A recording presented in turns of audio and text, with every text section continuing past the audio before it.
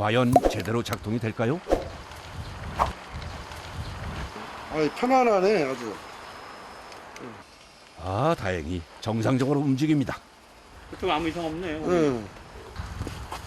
이번엔 작업자가 다른 쪽 의자 상태를 확인합니다. 먹통이야. 보통 이럴 경우는 모다가 안 되는 건가? 스치가 안 되는 건가? 이게 모다도 안 되는 경우도 있는데. 이런 경우 없는데 별로. 문제가 있는 부분을 찾기 위해 먼저 리클라이너 부품이 설치되어 있는 소파 밑을 확인합니다. 아무래도 모터 부분에 문제가 있는 것 같은데요. 정확한 원인을 찾기 위해선 새 제품과 교체 설치를 해봐야 하기 때문에 빠르게 부품을 분리합니다. 그 모터 새 거하고 스위치 새 거 있어. 그것 좀 가지고 와. 혹시 모를 사태를 대비해 문제가 될 만한 부분의 부품들은 모두 새 부품으로 교체하는 것이 원칙인데요. 이번에도 모터와 스위치 두 가지 모두를 교체합니다. 스위치를 한번 또 눌러봐. 예상대로 모터가 고장이었네요. 새 부품으로 교체를 하니 문제없이 작동이 잘 됩니다. 이거 잘 되네요. 작업자의 정확한 판단으로 수월하게 문제를 해결했는데요. 이제 제자리에 설치만 해주면 수리 끝입니다. 됐어.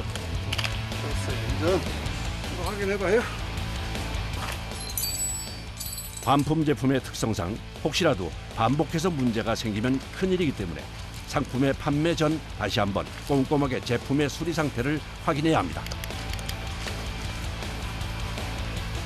이제 잘 되지? 잘 됐어. 수리를 마친 가구는 판매를 위해 바로 전시장으로 옮겨지는데요. 대부분의 가구들이 무게가 상당해 옮기는 것도 만만치 않습니다. 저 째고자야지. 째지. 저거 우리 고친 거 가격 얼른 저기 체크해서 가격을 얼마로 해야 될까? 228만 원인데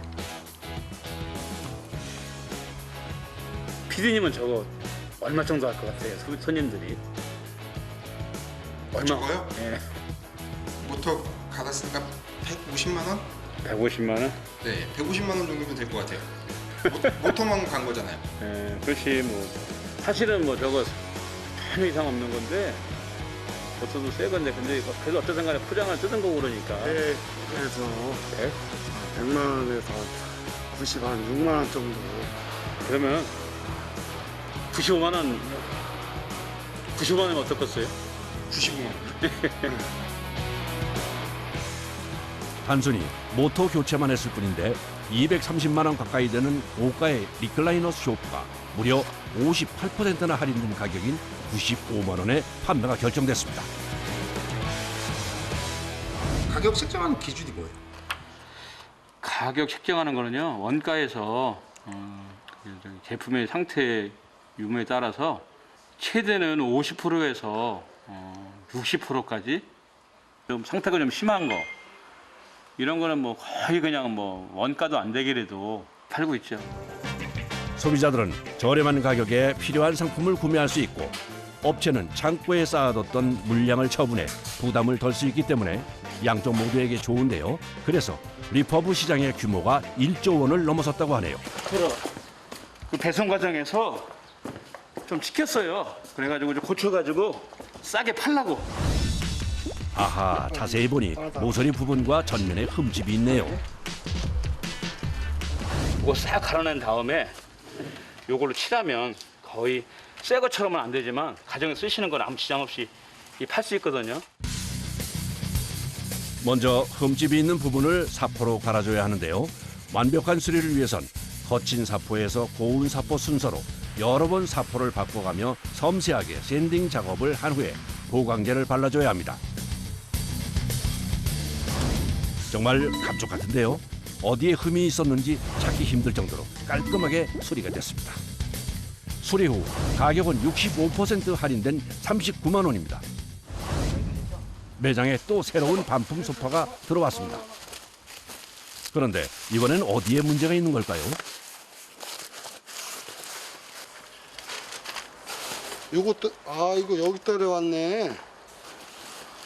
아, 이게 어떻게 이렇게 찢어졌지? 기수도 없는데 이게. 아하, 안타깝게 꽤 길게 가죽에 흠이 나 있네요. 포장했던 상자는 찢어진 곳 하나 없이 멀쩡한데 도대체 소파 밑 부분이 어디서 긁혔는지 의아합니다.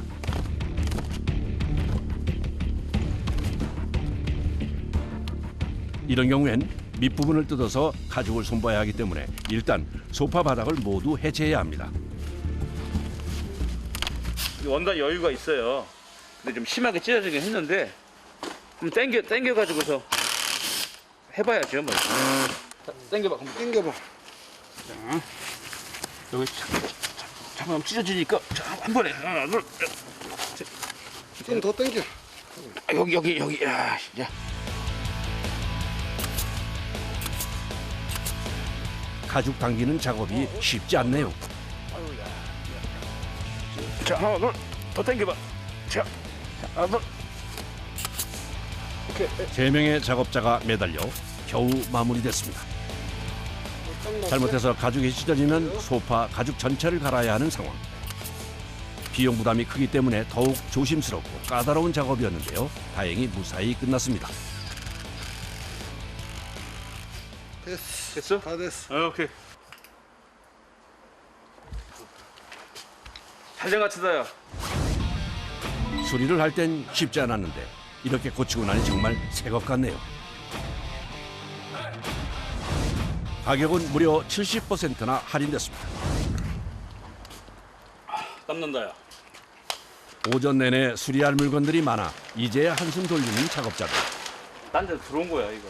가치가 없으니까, 팔 수가 없으니까. 저거 누가 사, 저거를. 그래 털고 저런 걸 매장에서 모르니까. 공장한테 그냥 전부 다 떠맡기면 공장에 손해나는 걸 어떻게 하라고 그러냐. 아, 우리가 받아가지고 싸게 팔면 되지. 요즘 리퍼브 매장을 찾는 사람들이 많아졌는데요. 그건 합리적이고 현명한 소비를 하려는 사람들이 늘었기 때문이라네요. 와, 이거 언니 봐봐라. 450인데 세일해서 220이래. 와. 새 거하고 약간 비슷한 가격 이렇게 차이가 많이 져요. 절반이나 깎아줘요. 리퍼브 제품의 가장 큰 장점은 가격인데요. 보통 정가보다 50%에서 80% 정도 할인된 가격에 판매하다 보니 가성비뿐 아니라 환경을 생각하는 소비자들에게 주목받고 있는데요. 시장 규모도 매년 2자릿수 성장을 지속하고 있습니다. 각도가 편하긴 하네. 아이고, 요즘은 엄청 편하다. 매트리스가 그리고 이제 서랍 깊은 아드님 방에 슈퍼싱글 네네.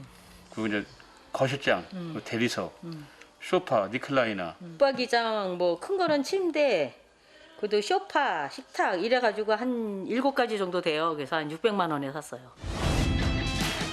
고가의 붙박이장부터 소파, 침대, 식탁까지 7가지 제품을 50% 넘게 할인된 가격인 600만 원에 구입했습니다. 싸게 팔아 손님들이 기분 좋게 이렇게 많이 사가시고 그러면 그게 최고 행복이죠, 뭐.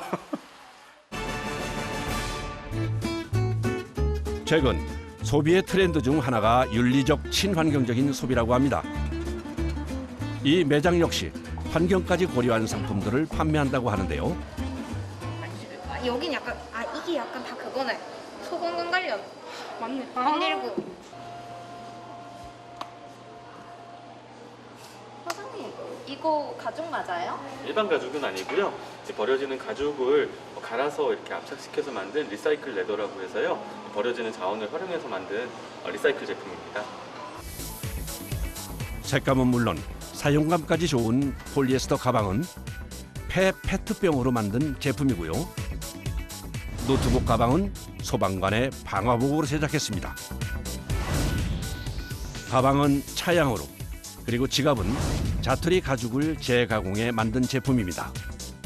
재활용 100% 했다고 한 게 믿어지지 않을 정도로 원래 가죽 같고 얘기해주지 않으면 모를 정도로 똑같은 것 같아요, 제품.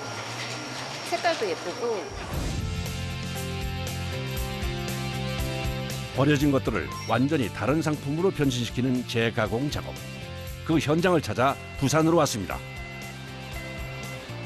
버려지는 가죽을 재가공한다는 작업장. 아침부터 분주합니다. 25톤 화물 트럭에 가득 실린 것이 모두 재생 가죽의 원료인데요. 시트 받을 때 미리 닦아내거든요. 그 닦은 가루예요. 재생 가죽의 원료는 재단하고 남은 자투리 가죽부터 가루까지 다양한데요. 공통점은 모두 폐기물이라는 겁니다. 천연 가죽 특성상 쓰이는 부분만 사용되고 자투리 대부분 폐기되는데요. 그러다 보니 버려지는 가죽이 1년에 60만 톤이 넘습니다. 가죽 공장에서는 폐기물로 버리게 되지만 저희가 다시 리사이클 가죽을 만들어서 핸드백이나 이제 신발 가피용, 그다음에 쇼파 쪽으로 만들게 됩니다. 천연 가죽보다 판매가는 저렴하고 기능은 천연 가죽 못지않은 재생 가죽. 재생 가죽 공정의 첫 번째는 분쇄. 반질반질한 표면을 위해 최대한 잘게 갈아줍니다. 이후 크게 3가지 과정을 거쳐서 가죽이 만들어지는데요. 천을 뽑는 과정과 염색과 코팅, 그리고 배합 과정입니다. 잘게 갈린 가죽은 물과 섞이며 배합통으로 들어가는데요. 여기서 기본적인 염색도 이루어집니다. 여기에 가장 중요한 재료가 추가되는데요. 재생 가죽의 핵심 재료라는 이것. 뭔가요? 라텍스입니다. 라텍스가 조금 붙임성이 좋아갖고 배합한 거랑 내려가면서 해가지고 가죽으로 나가는 겁니다. 갈린 가죽들의 접착성도 확보하고 탄성도 좋게 하기 위해 라텍스를 혼합하는데요. 보통 라텍스는 배합통에 섞인 원료량의 7% 분량으로 섞는다고 합니다. 배합된 원료는 네모난 김을 만들듯이 틀 위에 고루 펴주는데요. 이후 탈수 과정을 거치면 가죽의 형태가 잡힙니다. 지금까지는 기계의 힘을 빌렸다면 이제부터는 사람의 손이 필요한 작업. 올라가? 가죽이 나오는 속도에 맞춰 기계에 가죽을 걸어줘야 하는데요. 한번 기계가 작동되면 원단이 다 나오기까지는 멈출 수가 없어 대여섯 명의 작업자들이 일사불란하게 움직입니다. 원단을 생산하는 기계의 길이만 자그마치 75m. 그곳을 뛰어다니며 8군데나 되는 곳에 원단을 걸어줘야 합니다. 스피드에 맞춰서 빨리 걸어줘야 돼서 그런 거예요. 늦으면 분량이 많이 나요. 그야말로 스피드가 관건인 작업. 높이는 높지 않지만 작업을 하다 보면 계단만 수십 번 오르락 내리락. 체력은 필수입니다. 또한 원단을 빠르게 말아주는 것 또한 노하우가 필요한 일. 대부분의 작업자들은 수십 년 경력의 숙련공입니다. 기계에 원단을 말 때는 최대한 평평하게 해줘야 하는데요. 자칫 한쪽으로 쏠리게 되면 불량이 나오기 때문입니다. 확인을 해야지. 제품이 지금 나오다가 제품이 최종적으로 나왔을 때도 요 썸에도 좀 뭐가 틀어지면 제대로 안 나와요. 원단이 나오기 시작하면 나머지 공정들도 바쁘게 돌아가는데요. 제품을 만들기 위해서 코팅을 하는 과정이에요. 1차로. 가죽의 오염을 방지하고 강도를 높이는 코팅 작업. 코팅제를 종이 위에 평평하게 펴준 다음 다시 접착제를 도포해줍니다. 접착제를 부어야 모두가 합포, 원단과 같이 합포하는 거예요. 건조한 코팅제를 떼어서 가죽에 붙여주면 재생 가죽이 완성됩니다.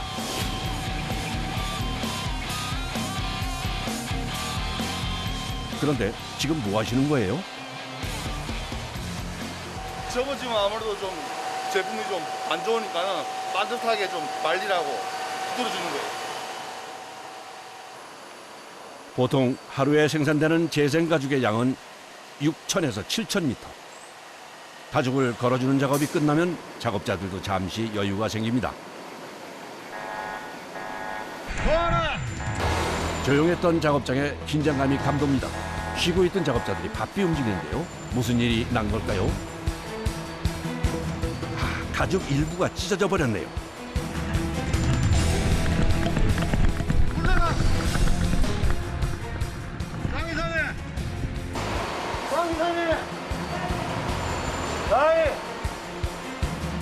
해결이 안 되는지 베테랑 작업자까지 부르는 것이 문제가 심각한 모양입니다.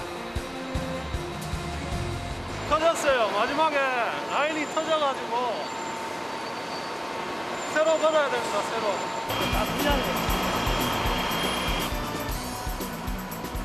코팅 작업 전에 끊어지거나 찢어진 가죽은 다시 사용은 불가. 그대로 폐기해야 합니다. 때문에 작업자들이 밥도 교대로 먹으며 현장을 지키는데요. 그야말로 잠깐 한눈판 사이에 일이 벌어진 겁니다.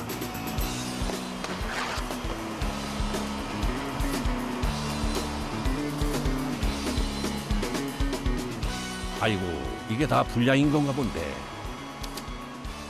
이게 도대체 이게 몇 미터인 거예요? 한 3, 40m 정도 분량이 났고요. 매달당 신발로 치면 3컬레 정도 나오는데 지금 한 이 정도면 한 100컬레 조금 넘게 분량 나버린 겁니다. 그 사이 한쪽에서는 완성된 원단의 테스트 준비가 한창인데요. 가죽 샘플을 잘라 인장력과 접착력 두 가지로 나눠 테스트를 진행합니다. 제품마다의 그 물성 기준이 있기 때문에 그 물성 기준을 우리가 테스트하기 위해서 지펜을 제치해서 테스트하고 있습니다. 인장력은 물체를 잡아당겼을 때 버티는 힘을 말하는데요. 재생 가죽의 강도를 확인하기 위한 테스트. 보통 인장력은 1인치에 40kg 이상. 과연 재생 가죽의 인장력은 얼마나 될까요? 1인치에 지금 5kg 정도 나왔기 때문에 굉장히 많이 오버 스펙으로 지금 나오고 있습니다. 접착력은 가죽을 붙여서 몇 킬로그램의 힘을 주었을 때 떨어지는지로 판단을 하는데요. 접착력은 그 센치에 2.5kg 이상.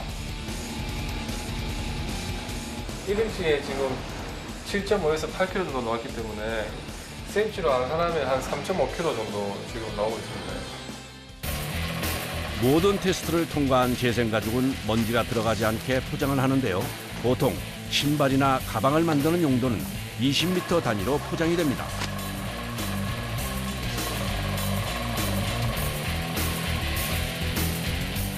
롤 하나의 무게만 20kg이나 나갑니다.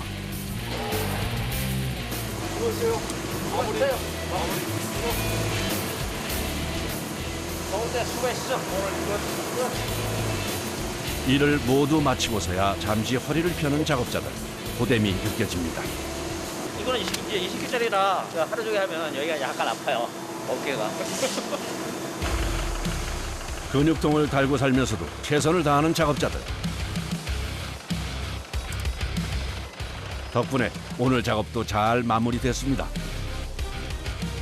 이렇게 만들어진 재생 가죽으로 과연 어떤 제품이 만들어질까 궁금해지는데요. 최근 고가의 명품 브랜드나 유명 브랜드에서도 재생 가죽을 사용한 제품을 출시하고 있습니다. 그만큼 재생 가죽에 대한 관심이 높아지고 있는데요. 재생 가죽 가지고 신발 만드는 거.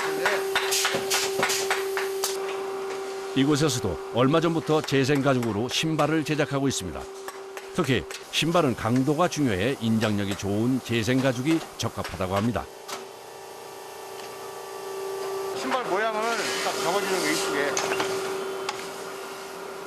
옛날에는 다 손으로 쌌는데 요즘 기계로 다 하잖아.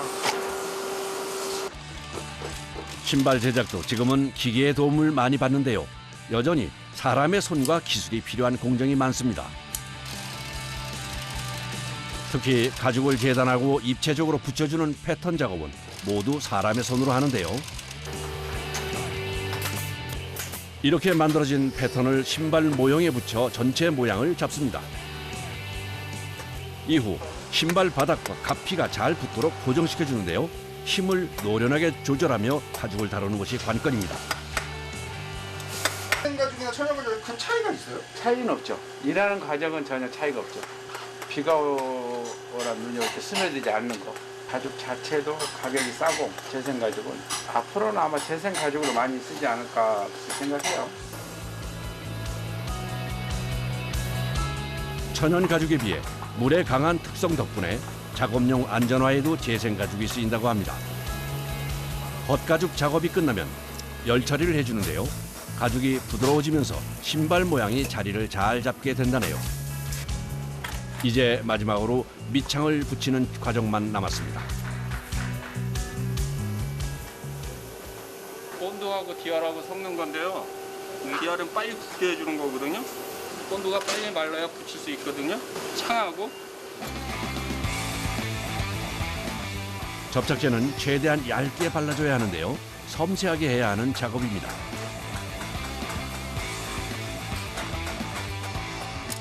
작업 시간을 단축하기 위해 열로 살짝 접착제를 말려주는데요. 접착제가 너무 굳기 전에 빠르게 밑창과 신발을 붙이는 것이 기술.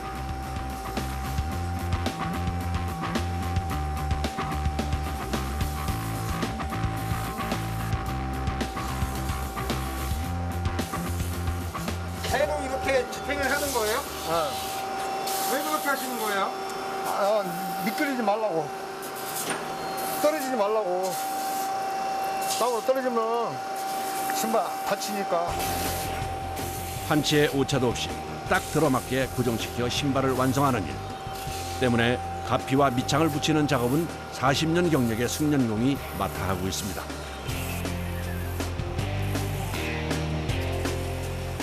이게 힘든 거야 제일. 응?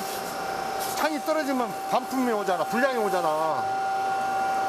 그러니까 이제 여기에 잘 붙여줘야 모두 깨끗하고 좋지. 제작된 신발은 마지막으로 광택과 코팅 작업을 거치는데요. 광택도 내면서 재단할 때 썼던 분필 자국도 없애는 과정입니다.